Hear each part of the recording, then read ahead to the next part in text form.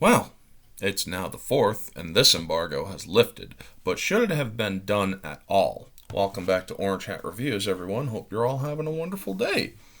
Amazon confirms new review system preventing users from leaving feedback on Rings of Power until 72 hours after its premiere. Claims waiting period introduced to stop review bombing from trolls. Except that it wasn't review bombing. I looked at a lot of the different reviews, the negative reviews for Rings of Power. You want to know what they all said? The story wasn't good. The writing was atrocious. The pacing was bad. The work was not reflective of Tolkien and many other objective standard criticisms. But it's trolls and racists, right? Anyway, let's get into this article. In the latest move by Hollywood and the corporate America, or in corporate America at large for that matter, to silence dissent against their narrative acceptable products, under the loose guise of fighting internet trolls, Amazon has unveiled a new initiative to delay user reviews for any given piece of content added to their Prime Video service. Really? I am going to be paying attention to Prime Video as I am an Amazon Prime member. And the next project that comes out, I will be paying attention as to whether or not it can be reviewed straight off. And if it can, I will be doing a review or a video reporting on how this is absolute bullshit on Amazon's part. Its existence confirmed to Variety by an Amazon representative on September 2nd after users of all opinions toward the series noticed that their criticisms were not being automatically listed under Lord of the Rings: Rings of Power. The company's new system now requires 72 hours to pass after a film or series premieres before users can leave it feedback.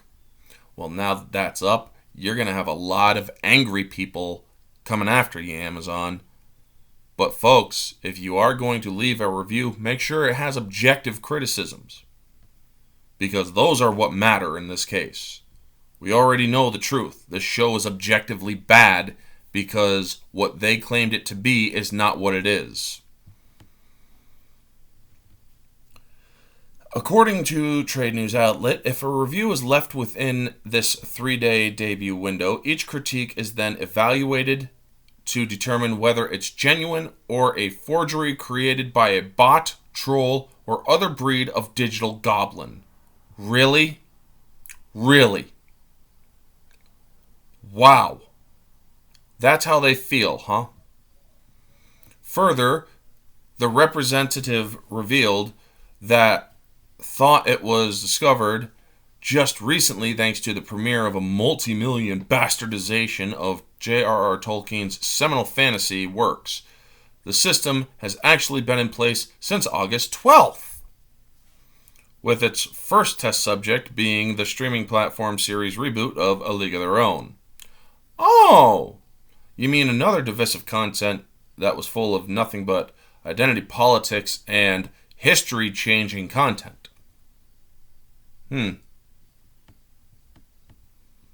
Notably, in support of Amazon's performative fears, Variety pointed to the stark contrast between the series' current 84% critical and 34% audience rating on Rotten Tomatoes as evidence that Rings of Power would see, and in fact had already been victim of, review bombing.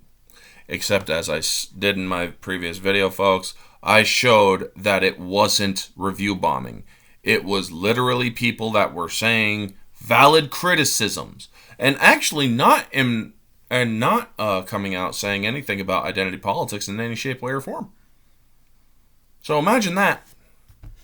However, the disingenuous framing of the audience score ignores the fact that while many of the series' negative reviews were left by those who understandably and and arguably rightly rejected Rings of Power solely for its wanton butchering of Tolkien's vision, a vast majority of them came from fans who, as evidenced by their direct critiques of the episodes themselves, gave its premiere a chance and still found themselves disappointed.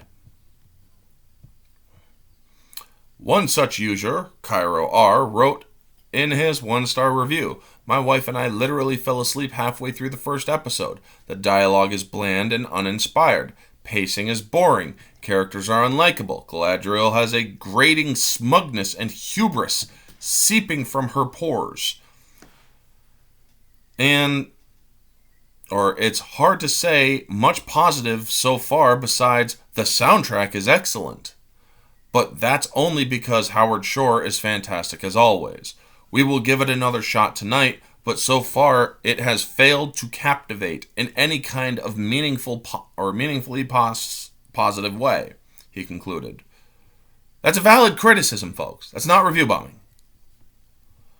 Joel R., who made it clear that he did not believe in ratings as 1 and 10s in all, but the most extreme cases, likewise asserted it's a very solid 2 or 3, but considering the source material, it should have been better. There's still some time to turn it around, however, I'll be tuning out until the end of this first season at least, they admitted. If they successfully course correct over time, I may revisit. But as of this moment, I see no reason to dilute my favorite characters and fictional story. That's valid criticism. It's a tragedy that so much money was spent to build something so beautiful, lamented Anthony, and seemingly 0 time spent on the script. I was simultaneously in awe of the look of it, but dumbfounded by the stupidity of it. Writing issues. Yeah. I think I actually hurt myself when I involuntarily rolled my eyes at the "you people" line directed at the dark-skinned elf. They continued referring to the scene as seen below, wherein Arondir is confronted by a thinly veiled straw man of a Trump supporter who on Earth thought that was a line that needed to be said, and the writing just never rises above that level of sophomoric idiocy. I mean, seriously. If they're now doing that, this is definitely not Tolkien. The proper unveiling of Amazon's new review blunting system follows a previous report from Business Insider which claimed that, as per predictions from their insider sources within Amazon, that Amazon will find a way, regardless of actual viewership, to sound the trumpets of victory. Like I said, they planned on reporting it a success, even if it failed. I have a video for that too. A former exec of Amazon, data wonks, who typically know within the first week if a project is going to trend well, will be looking to spin Rings numbers into the sunniest possible story, added the 3-person reporter team of Elaine Lowe, Eugene Kim, and Alison Brower. In a direct quote given to Business Insider, a separate insider asserted that if it's not the highest performing thing Amazon has ever done, it's a failure. But the outside world may not ever know, except we do know. Because this got out to the public and the outside world. And I'm surprised many other people did not report on this, especially the bigger channels with the wider influence and with the wider following. The Lord of the Rings, Rings of Power is now available for streaming on Amazon Prime. So yeah, reviews are now open. It's been 72 hours. Well, after 9 o'clock, it's been 72 hours. But, folks, If you are going to give a review for Rings of Power, you need to have watched it and then look at the cinematography, the writing, the objective things about the show. If you are going to give a review and then leave your review. Don't be one of those people saying, oh, it's just full of identity politics. Yes, I know I say that a lot. But I also bring critical review and valid criticisms behind those things. You have to be able to back up what you're saying if you're going to give a positive review.